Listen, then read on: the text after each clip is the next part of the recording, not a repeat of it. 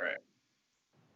Hey, everybody, and welcome to the show today. It's Here We Go Again. We're going to be talking about how to handle an ever changing environment when you think things are going in one direction, all of a sudden they go in another. So stay tuned. Salon owners are some of the most amazing people on planet Earth. The only problem is sometimes their hearts are so big and they give so much of themselves to their staff and guests that it creates unintended consequences. Our goal is to change the industry by elevating the way the rest of the world sees salons, spas, and barbershops and give it the credibility that it truly deserves. This is the Salon Owner Evo Revo Show.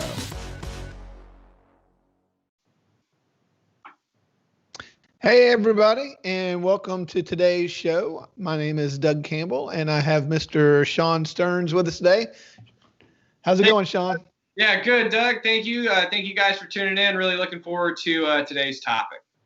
And so today we're talking, or the theme for today is Here We Go Again. So right when everybody thought we're kind of coming out of this and things were going to get back to a little bit more normal, all of a sudden things start peaking again. All the other shenanigans going on.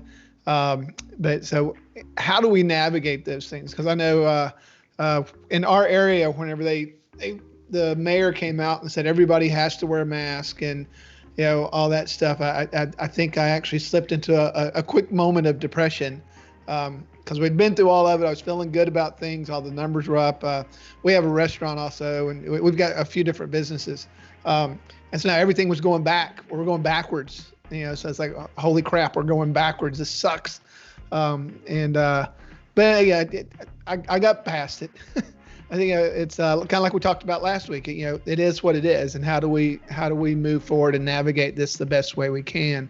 So Sean, what's been from your side of working in the salon, now that things are spiking again and all that stuff, and how are you handling that? What are you seeing? To tell us a little bit about that.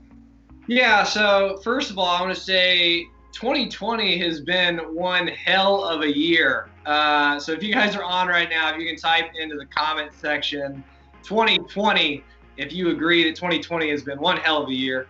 But yeah, I mean, like Doug said, right? We went through the initial peak, and now we're at this second peak that's happening, and we were just now getting used to doing things a new way, and everything was kind of looking good, like it was getting busy, we were getting in our flow, and next thing you know, boom, here comes another change, right? Here comes the second peak. Like Doug said, mask back on for everybody. I was just getting used to cutting hair again without the client wearing a mask, so that was getting nice.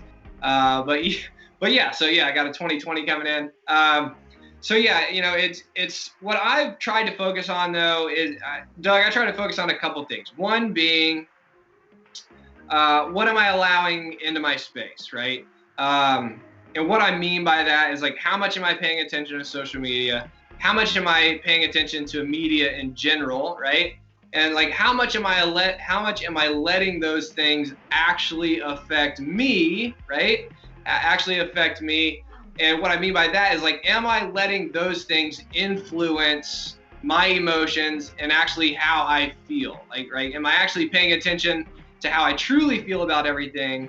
Or am I kind of just letting those things dictate how I feel, right? Like, because I'm paying too much attention to what's going on in the world right now, because obviously there's a lot of stuff going on, and I think it's real easy to be consumed with that, and honestly let it consume you, right? And how you act and how you take things. And the other thing that I've really tried to focus on that, right? Like, allowing the amount of stuff in my space, and what I am allowing in my space, is it helpful to me, right? Is it helpful for me to be productive, or is it more hurtful to me, right? Do I find myself being more stressed? Do I find myself being more anxious? If so, then I'm probably letting too much of that stuff into my space. And the other thing that I've really tried to focus on in the salon is really paying attention to the team, right? The rest of the team, and really paying attention to my clients. How are they feeling, right? Are they in a negative space? Do they have a lot of anxiety? Do they have a lot of fear? And again, like, looking at both the team and the clients, and am I feeding into that, right? Am I feeding into their anxiety? Am I feeding into the fear? Or as a leader and as a stylist, right, am I being the solution, right? Am I the one helping them have a positive outlook, like being the one there to talk to them and not letting them go to the negative space, right? Not letting them have that anxiety. Now, again, letting them know how they feel is okay, but I don't want to be the one that is kind of not enabling, but I don't want to be the one that's like causing them more anxiety, causing them more fear. I want to be the solution that's helping them have a little bit more peace of mind. Does that make sense? Yeah. Not stoking the fire, because you can, right? I mean, get real easy. Oh, did you hear this? Oh, did you hear that? And it all gets distorted. I mean, it's like the telephone game. I mean, even the news reports, you hear them and then they have to go back and correct things because they've got things wrong. Like I heard something the other day that I thought was interesting, talking about the availability of ICU beds, and they gave how low there was. And then one news channel, which I give them credit, they actually interviewed the head of a hospital, and he said, well, it's not unusual for us to run at that rate. And the other thing to be clear about, that the people that are in those beds, only 2 or 3 of them at our hospital are actually COVID. Other people are non-COVID. So if you don't get all the facts, sometimes it's hard, So I think the thing is, to your point though, is to be careful about what you put out there, especially social media, because it will grab your emotions, and that's the most unreliable information out there is social media in any direction, because it just gets blown out of proportion, and then your emotions are going to go with it. And it's like, hey, this? Did you hear this? And it's like, let's do what we do. We're not virologists, so we're not going to we're not going to come up with a vaccine or any of that stuff. Follow the recommendations that are done. But what we are is, we're in the hair industry. So let's do hair. Let's do what we can control and do it to the best of our ability. I think one of the other things that I don't want people to miss is, other than just hair, is that we are kind of an oasis for people to come to and feel good about themselves. So I think we have an obligation to the people in our community to make sure that we're facilitating that whole thing of being positive. And let's talk about hair. So let's talk about things that are good and that we can control, as opposed to all this other stuff that's going on around us, all the chaos. Be in your space, because like we talked about last week, if you can't control it, there's no reason for you to be worrying over it. What you can control is your positive. Who are you as a human being? And are you being authentic to who you are? And if you are, then go through your day and embrace that. I think that's one of the good things about the country that we live in, is people can be different. We have people that work for us that have all kinds of different views about the virus, about all the other stuff that's going on, and that's fine. I think let's not bring it into the workplace. Let's work together and do what we're supposed to do. Whatever you do in your private life, that's up to you. But let's be authentic to who you are, wherever that lands. And then show up and do what we do in the salon industry, which is make people look great and make people feel great. So give me some thumbs up if you like that, being authentic and showing up and being who you need to be where you are. Yeah, like Doug, as you talk about that, man, kind of what came up for me is, I think you're right. Like, what we have to remember at the end of the day, no matter what's going on in society, no matter what's going on in the world, I think we need to be informed about it. We need to do research about it, and we need to be aware of what's going on. But at the end of the day, clients are still coming to the salon to get an experience, right? They're still, no matter what's going on in their life, they're still coming to the salon to get that experience.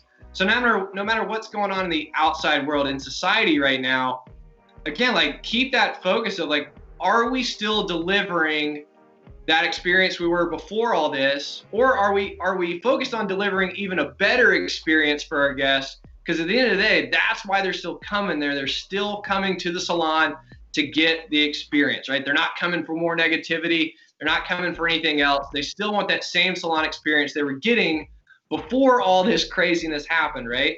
And So what came up for me as you were talking was, we talk about within the academy something called game confusion, right? And what we talk about, what we mean by that is, there's different games we play on a daily basis, right? If you're a parent, sometimes you may be playing the parent game, you may be playing the spouse game, you may be playing the salon owner game, you may be playing the hairstylist game.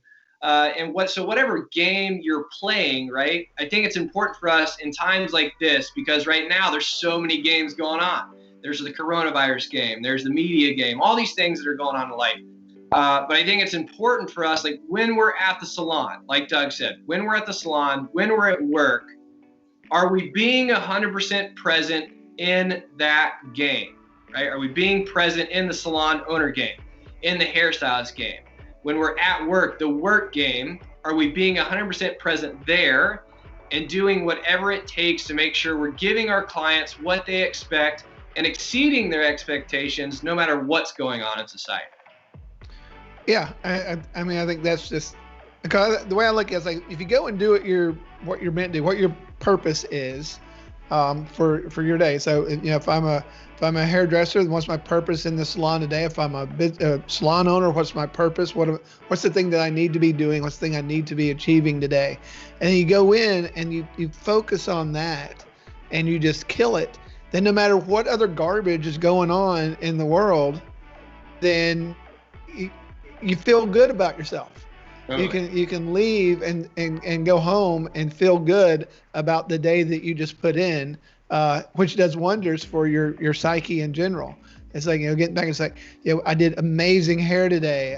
I made 5 people feel great. They left smiling when they didn't come in smiling. I think focusing on that of what I can do. So it doesn't matter if the world's crumbling around you, if that's the way you feel it at times. You just show up and do what you're supposed to do and do your part of it. Because in reality, if most people would do that, if we would really just show up and do what we're supposed to do and stop all the back and forth of this and that and the other, I think that the country in general would be a better place. Because when we're doing what we're supposed to do, then I think we're affecting people the way we're supposed to. Because I believe, 99.9% of the people in this country want the right things, want to be safe, want to do all the things. We all do it different, but I don't think we should impugn people's intentions or who they are as a person. I think if we get to focus on doing what we need to do, respecting other people as human beings, then I think we're in a better place. I can't control anybody. It's like I can't control you, Sean. I can't control the only one that I can control in my life is me. So I think, there again, that gets back into so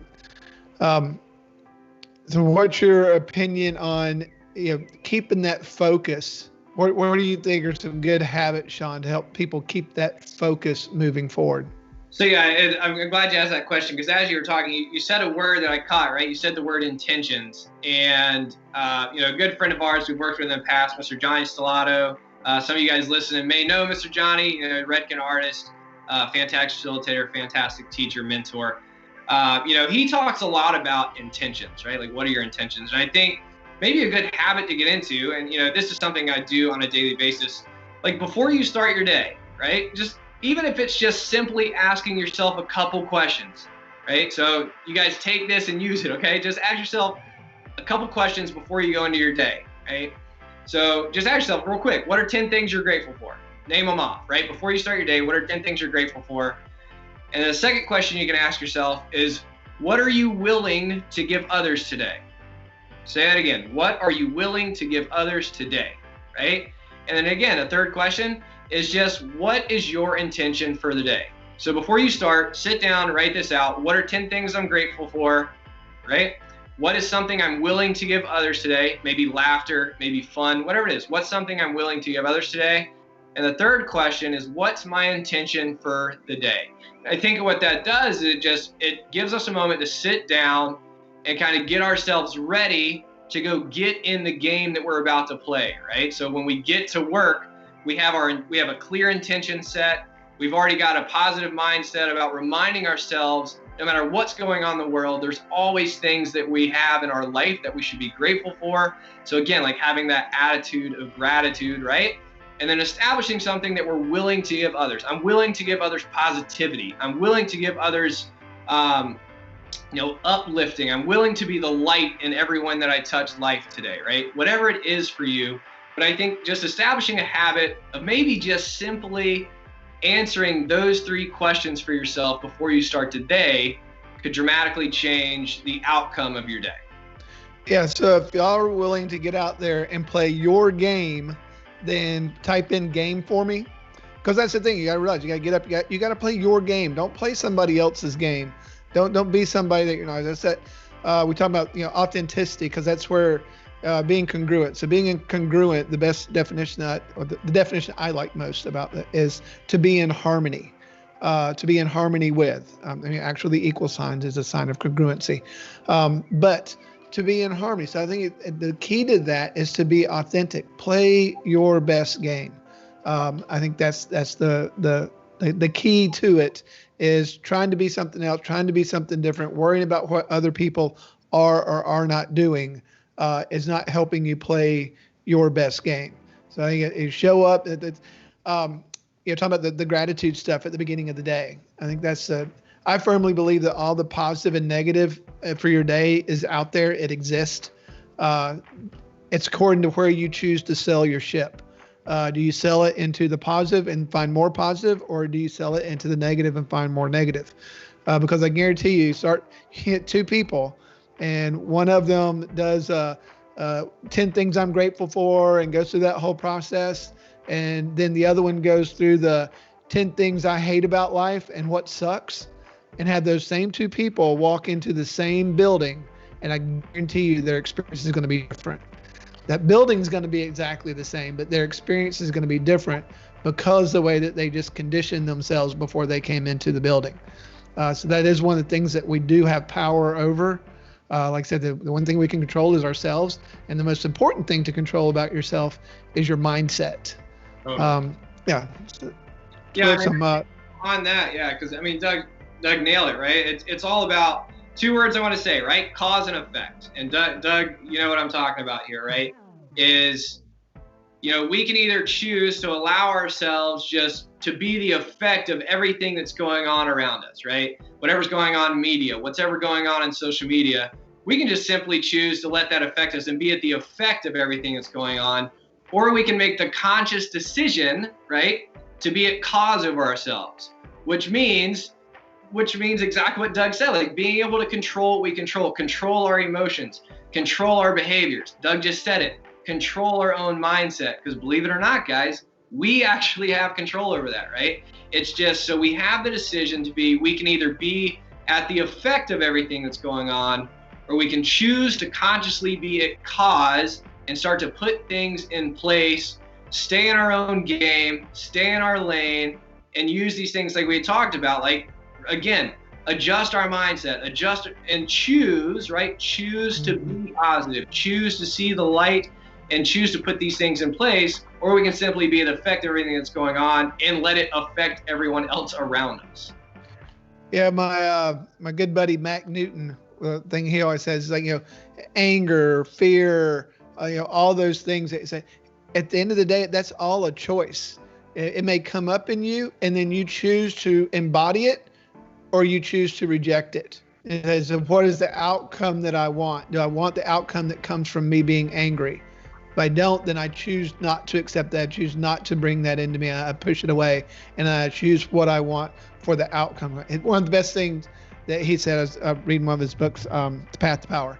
And he says, the way that you get through is that you choose what you want to be, and then you be that. What's the most important thing that I can do right now to be who I want to be?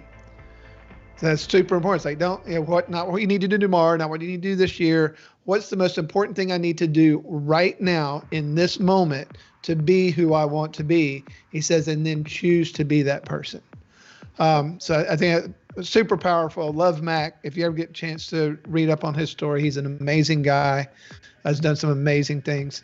But anyway, we're about at the end here, so I just want to thank everybody.